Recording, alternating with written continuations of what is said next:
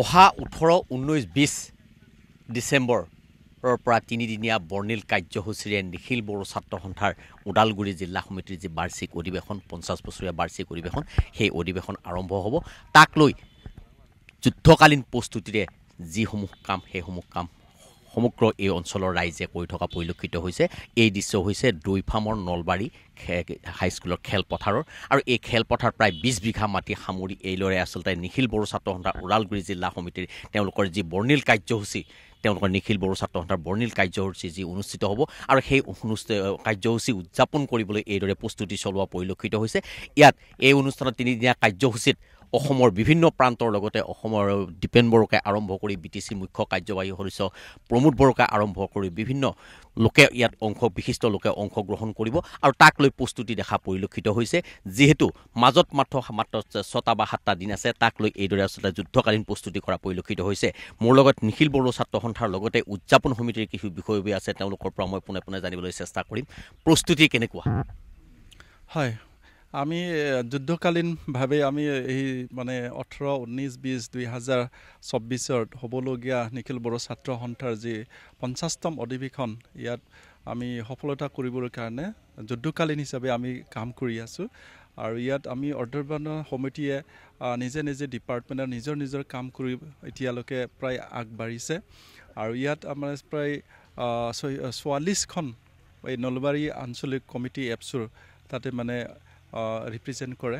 এই 44খন গাঁৱৰ পৰা প্ৰায় প্ৰতিদিনে এখনকৈ গাঁৱে ইয়াত আমাক শ্ৰমদান হিচাপে এওঁলোকে কাম কৰি দিছে। কিয়নো আমাৰ ইয়াত 50 বছৰ পিছত নিখিল বড়ো ছাত্ৰ সন্থাৰ ওদালগুৰি জিলাৰ এনুৱেল কনফাৰেঞ্চ হ'বলৈ গৈ আছে। এবাৰো হোৱা নাছিল 50 বছৰ সেই দীঘলীয়া সময়খিনি আমি নিখিল বড়ো ছাত্ৰ সন্থাৰ কনফাৰেঞ্চ কৰিব পোৱা নাছিল। ইয়াৰ কাৰণে ৰাইজে বহুত উৎফুল্লিত হৈ নিজে নিজে শ্ৰমদান দিবলৈ কাৰণে মানে ওলাই আহিছে। আঞ্চলিক কমিটি অৰ্বেধনৰ কমিটি মানে অনুৰোধৰ পিছত এওঁলোকে একচেপ্ট কৰি বা আকোৱালি লৈছে। ইয়াৰ কাৰণে আমি অৰ্বেধনৰ সমিতিৰ তৰফৰ পৰা বহুতখিনি সহায় আৰু সহযোগ পাইছোঁ। আৰু ইয়াত বেছি ডাঙৰ বাজেট নহ'লেও কিছু সংখ্যক আমাৰ মানে লাগতিয়ালখিনি যি বাজেট এইখিনি আমি কৰিব লগা হৈছে। যেনে আমি টেণ্ট হাউচ, গেষ্ট হাউচ আৰু ডাইনিঙৰ প্ৰতি আমাৰ 3 দিনত 5 বাৰকৈ আমি লাঞ্চ আৰু ডিনাৰ দিব লগা হ'ব। ইয়াত প্ৰায় 1500 ডেলিগেট 22টা আঞ্চলিকৰ পৰা ইয়াত ৰিপ্ৰেজেণ্ট কৰিব। আৰু ইয়াত যিহেতুকে 3 দিনৰ ভিতৰত এডুকেশ্যনেল ছেমিনাৰত বহুখিনি স্কুলৰ পৰা ল'ৰা ছোৱালীয়ে ইয়াত অংশগ্ৰহণ কৰিব। প্ৰায় 1000ৰো অধিক ল'ৰা ছোৱালীয়ে 19 তাৰিখে মানে এদিনৰ কাৰণে এওঁলোকে বিভিন্ন স্কুলৰ পৰা বিভিন্ন কলেজৰ পৰা ইয়াত এডুকেশ্যনেল ছেমিনাৰত থাকিব, অংশগ্ৰহণ কৰিব। ইয়াৰ কাৰণে আমি এই গোটেইখিনি মানুহক মানে আমি অৰ্বেধন সমিতিৰ পৰা এওঁলোকক ভালকৈ এসাঁজ খুৱাই পঠিয়াব পাৰে যেন ইয়াৰ আমি তাৰে টাৰ্গেট লৈ আমি কাম কৰি আছোঁ। মুখ্য অতিথি হিচাপে কোনে অংশগ্ৰহণ কৰিব? আমাৰ ইয়াত নিখিল বড়ো ছাত্ৰ সন্থাৰ মুখ্য অতিথি হিচাপে নিখিল বড়ো ছাত্ৰ সন্থাৰে মানে সভাপতি শ্ৰীযুত দীপেন বড়ো ডাঙৰীয়া এখেতে থাকিব। আৰু তাৰে পিছত স্পেচিয়েল গেষ্ট হিচাপে BTRৰ চিফ আৰু ডেপুটি চিফ এওঁলোকে থাকিব।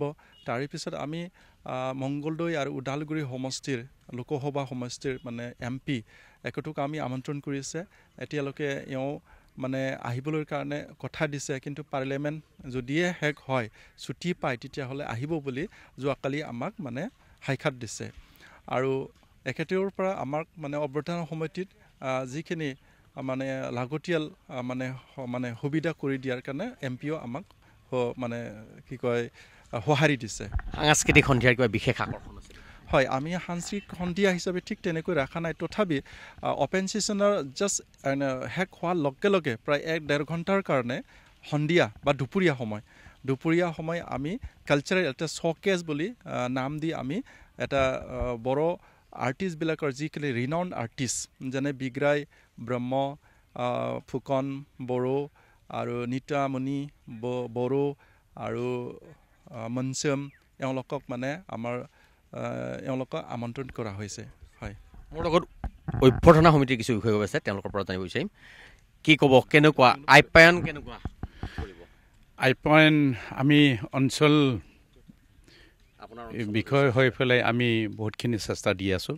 আজি আমি ভাগ্যৱান বুলি আমি ভাবিলোঁ যে আজিৰ আপচুৰ আমাৰ ডিষ্ট্ৰিক্টৰ যিটো 50 বছৰীয়া যি জুবলি হ'বলৈ গৈ আছে আৰু ইয়াৰ কাৰণে আমি অঞ্চলৰ হয় অতি সুখী গতিকে তেওঁলোকক আমি বিভিন্ন আমি পলিটিকেল লিডাৰ বা বিভিন্ন শিল্পী আমি ইয়াত দেখিবলৈ পাম ইয়াৰ কাৰণে বহুত লাকিবান বুলি ভাগ্যৱান বুলি আমি ভাবি ল'ম বাজেট কিমান বাজেট তেনেকৈ একজেক্টলি বাজেট ধৰা হোৱা নাই আমাৰ ৰাজ্যই তেওঁলোকক সহায় কৰি আছে চাউলৰ পৰা দি খৰিৰ পৰা দি আৰু আধিকাৰীৰ পৰা চব মানে তেওঁলোকে সহায় কৰি আছে যিহেতু গাঁওবাসী অহা দেখিছোঁ গাঁওবাসী স্বেচ্ছাই হয় স্বেচ্ছা ওলাই আহিছে হয় আমি বৰ্তমান আমাৰ 44 ভিলেজ গাঁৱে ৰাইজে মানে আহি ইয়াতে কাম কৰি আছে আমি একো কিবা দিব লগা হোৱা নাই টকা পইচা তেনেকুৱা দিব লগা হোৱা নাই স্বেচ্ছা ওলাই আহিছে আমি জাষ্ট মানে চাহ পানী আপুনি বিচৰা বাতৰি পাব কেৱল নিউজ 18 এপত নিউজ 18 এপ ডাউনলোড কৰিবলৈ স্ক্যান কৰক এই QR কোড গুগল প্লে ষ্টৰতো পাব এই নিউজ 18 এপ